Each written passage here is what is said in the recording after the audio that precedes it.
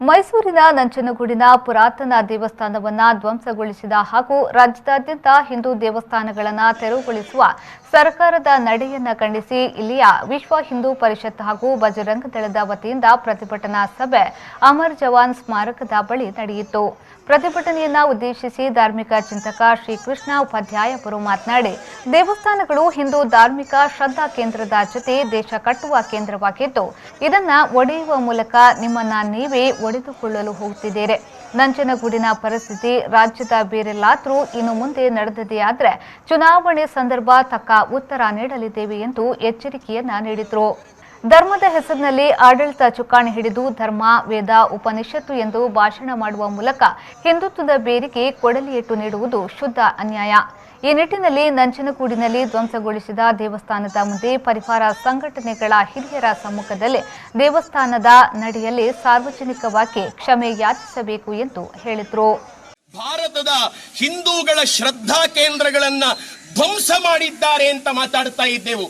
ಆದರೆ ಹಿಂದುತ್ವದ ಆಧಾರದಲ್ಲಿ ಬರೀ ಹಿಂದುತ್ವ ಅಂತಲ್ಲ, ದೇವಸ್ಥಾನವನ್ನ ನಿರ್ಮಾಣ ಮಾಡುತ್ತೇವೆ ಅಂತ ಹೇಳಿಯೇ ಅಯೋಧ್ಯೆಯಲ್ಲಿ ಕೆಡವಿ ಕೆಳಗುರಿದಂತಹ ದೇವಸ್ಥಾನವನ್ನ ಮತ್ತೆ ಪುನರ್ ನಿರ್ಮಾಣ ಮಾಡ್ತೇವೆ ಅಂತ ಹೇಳಿ ಆಶ್ವಾಸನೆ ಕೊಟ್ಟಿದ್ದರಿಂದಲೇ, ದತ್ತಪೀಠದಲ್ಲಿ ಆಗುತ್ತಿರುವ ಅನ್ಯಾಯಕ್ಕೆ ಪ್ರತಿಧ್ವನಿಯಾಗುತ್ತೇವೆ ಅಂತ ಹೇಳಿ ಆಶ್ವಾಸನೆ ಕೊಟ್ಟಿದ್ದರಿಂದಲೇ, ಅಯೋಧ್ಯೆಗೋಸ್ಕರ ಒಂದು ದೇವಸ್ಥಾನದ ನಿರ್ಮಾಣಕ್ಕೋಸ್ಕರ ಭಾರತದ ಬೀದಿ ಬೀದಿಗಳಲ್ಲಿ ರಥಯಾತ್ರೆ ಮಾಡಿದ್ದರಿಂದಲೇ ಬಂದಂತ ಸರಕಾರ ಅಂತ ಹೇಳುವಂತ ನಡೆದು ಬಂದ ಹಾದಿಯ ಬಗ್ಗೆ ಒಂದು ಸ್ವಲ್ಪ ಆದರೂ ನಿಮಗೆ ನೆನಪಿದೆಯಾ? ದೇವಸ್ಥಾನವನ್ನ ಒಡೆದು ಹಾಕಬಾರದು ಅಂತ ಹೇಳಿ ನನ್ನ ಆಗ್ರಹ ಅಲ್ಲ. ವಿಶ್ವ ಹಿಂದೂ ಪರಿಷತ್ನ ಜಿಲ್ಲಾಧ್ಯಕ್ಷ ಡಾಕ್ಟರ್ ಕೃಷ್ಣ ಪ್ರಸನ್ನ ಪ್ರಾಸ್ತಾವಿಕವಾಗಿ ಮಾತನಾಡಿ, ಶ್ರದ್ಧಾ ಕೇಂದ್ರಗಳನ್ನು ಒಡೆಯುವ ಸಂಸ್ಕೃತಿ ನಮ್ಮದಲ್ಲ. ಸನಾತನ ಜನ್ಮಭೂಮಿಯ ಭಾರತದಲ್ಲಿ ದೇವಸ್ಥಾನಗಳನ್ನು ಕೆಡವುವುದು ಅಕ್ಷಮ್ಯ ಅಪರಾಧ.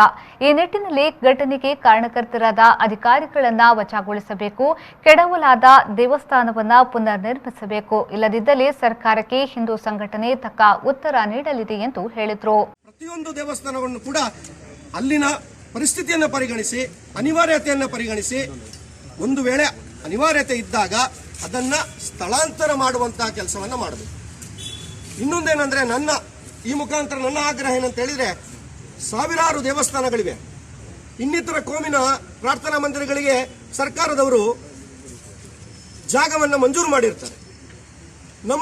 ನಮ್ಮ ದೇವಸ್ಥಾನಗಳಿಗೆ ಯಾಕೆ ಮಂಜೂರು ಮಾಡಲಾಗ್ತಾ ಇಲ್ಲ? ಸರ್ಕಾರಿ ಜಾಗದಲ್ಲಿ ದೇವಸ್ಥಾನ ಇರಬಾರದು ಅಂತ ಹೇಳಿ ಇದ್ರೆ ದೇವಸ್ಥಾನದ ಹಣ ಸರ್ಕಾರಕ್ಕೆ ಹಾಕಬೇಕು ಅನ್ನೋದು ಮೂಲಭೂತ ಪ್ರಶ್ನೆ. ದೇವಸ್ಥಾನದ ಹಣವನ್ನು ಸರ್ಕಾರ ಬಳಸ್ತಾ ಇದೆ, ಆದರೆ ದೇವಸ್ಥಾನ ಮಾತ್ರ ಸರ್ಕಾರಿ ಭೂಮಿಯಲ್ಲಿ ಇರಬಾರದು ಅಂತ ಹೇಳುವ ಧೋರಣೆ ಇದೆ. ಒಂದು ವೇಳೆ ಸರ್ಕಾರಿ ಭೂಮಿಯಲ್ಲಿ ಇಲ್ಲ ಅಂತಾನೆ ಇಟ್ಕೊಳ್ಳುವ, ಆಗ ಆ ಜಾಗವನ್ನ ಏನು ಪುರಾತನ ಕಾಲದಿಂದ 600 ವರ್ಷ 700 ವರ್ಷ 1000 ವರ್ಷ ಹಿಂದಿನ ದೇವಸ್ಥಾನಗಳ ಇದ್ದಾಗ ಈ ಸರ್ಕಾರ ಇತ್ತೇನು? ಆ ಸಂದರ್ಭದಲ್ಲಿ ಇದ್ದಂತಹ ದೇವಸ್ಥಾನಗಳನ್ನು ನಾವು ಉಳಿಸಿ ಬೆಳೆಸುವಂತ ಕೆಲಸ ಮಾಡಬೇಕು. ಅದು ಬಿಟ್ಟು ನಮ್ಮ ಸಂಸ್ಕೃತಿಯನ್ನು ನಾವೇ ಹಾಳು ಮಾಡಿದ್ರೆ ನಮಗೂ ತಾಲಿಬಾನಿಗಳಿಗೂ ವ್ಯತ್ಯಾಸ ಇರೋದಿಲ್ಲ. ಆದ್ರಿಂದ ಈ ಅಧಿಕಾರಿಗಳೇನಿದ್ದಾರೆ, ಇದಕ್ಕೆ ನಂಜನಗೂಡಿನಲ್ಲಿ ಆಗಿರತಕ್ಕಂಥ ಕೆಲಸಕ್ಕೆ ನೇರವಾಗಿ ಹೊಣೆ ಆಗಿರತಕ್ಕಂಥ ಅಧಿಕಾರಿಗಳನ್ನ ಈ ನಮ್ಮ ರಾಜ್ಯ ಸರ್ಕಾರ ಕೂಡಲೇ ಅಮಾನತು ಮಾಡಬೇಕು, ಇಲ್ಲಾಂದ್ರೆ ಕೆಲಸದಿಂದ ವಜಾ ಮಾಡಬೇಕು ಅಂತ ಆಗ್ರಹಿಸ್ತೇನೆ.